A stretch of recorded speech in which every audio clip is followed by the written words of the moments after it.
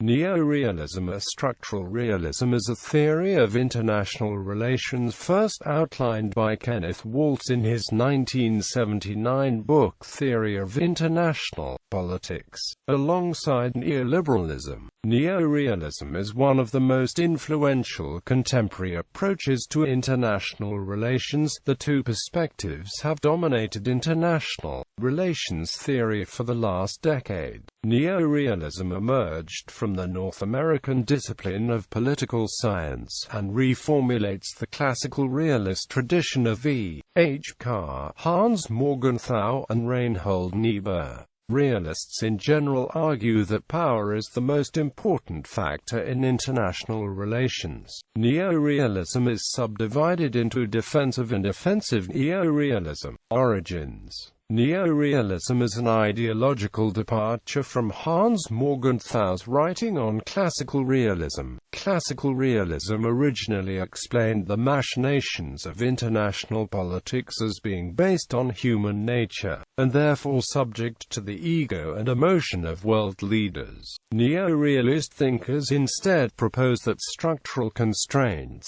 not strategy, egoism, or motivation, will determine behavior in international relations. Kenneth Waltz made significant distinctions between his position on the three types of international relations in defensive neorealism and that of Morgenthau in his book Man, the State, and War from the late 1950s.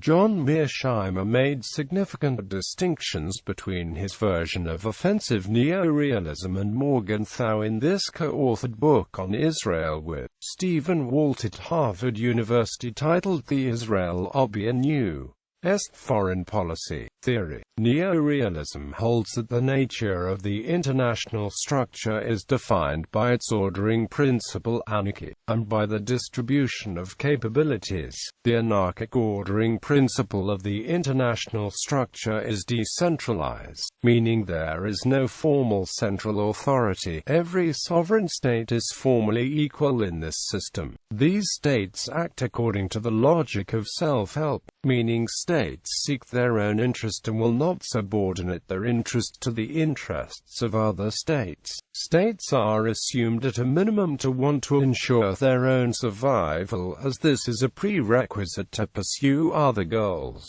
This driving force of survival is the primary factor influencing the behavior and in turn ensures states develop offensive military capabilities for foreign interventionism and as a means to increase the relative power, because states can never be certain of other states' future intentions. There is a lack of trust between states which requires them to be on guard against relative losses of power which could enable other states to threaten the survival. This lack of trust, based on uncertainty, is called the security dilemma. States are deemed similar in terms of needs but not in capabilities for achieving them. The positional placement of states in terms of abilities determines the distribution of capabilities. The structural distribution of capabilities then limits cooperation among states through fears of relative gains made by other states, and the possibility of dependence on other states. The desire and relative abilities of each state to maximize relative power constrain each other, resulting in a balance of power, which shapes international relations. It also gives rise to the security dilemma that all nations face. There are two ways in which states balance power: internal balancing and external balancing. Internal balancing occurs as states grow their own capabilities by increasing economic growth and/or increasing military spending. External balancing occurs as states enter into alliances to check the power of more powerful states or alliances.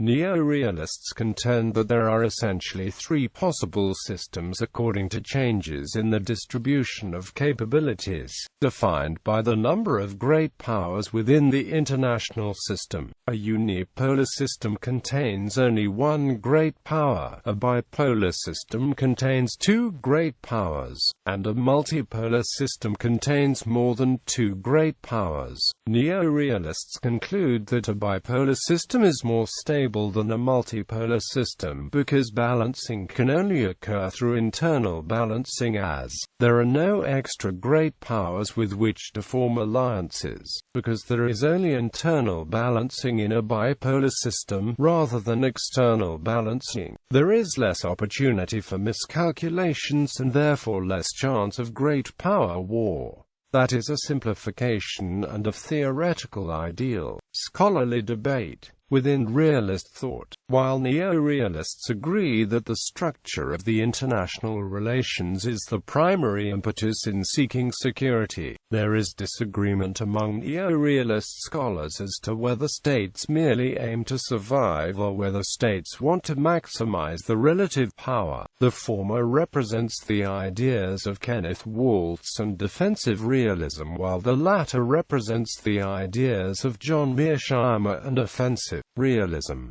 With other schools of thought, neorealists conclude that because war is an effect of the anarchic structure of the international system, it is likely to continue in the future. Indeed, neorealists often argue that the ordering principle of the international system has not fundamentally changed from the time of Thucydides to the advent of nuclear warfare. The view that long-lasting peace is not likely to be achieved is described by other theorists as a largely pessimistic view of international relations.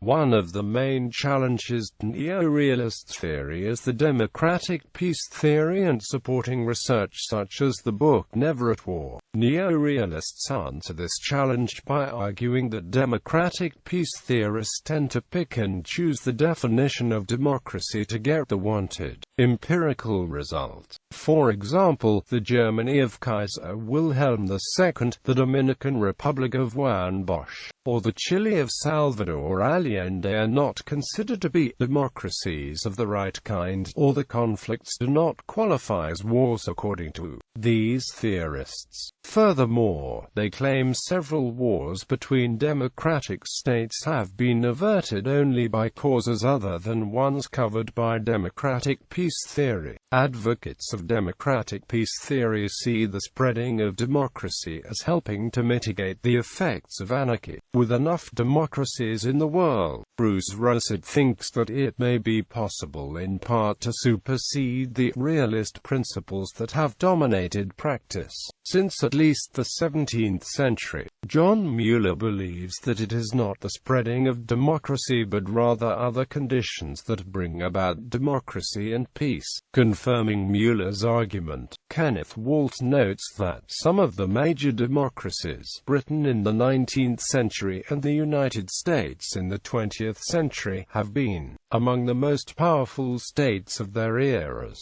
Notable neorealists: Robert J. Hart, Richard K. Betts, Joseph Grieco, Robert Jervis, Christopher Lane, John Mearsheimer, Stephen Walt, Kenneth Waltz, Stephen Van Ever, Barry Posen, Charles L. Glazer, Mark Trachtenberg, Chris Carlin.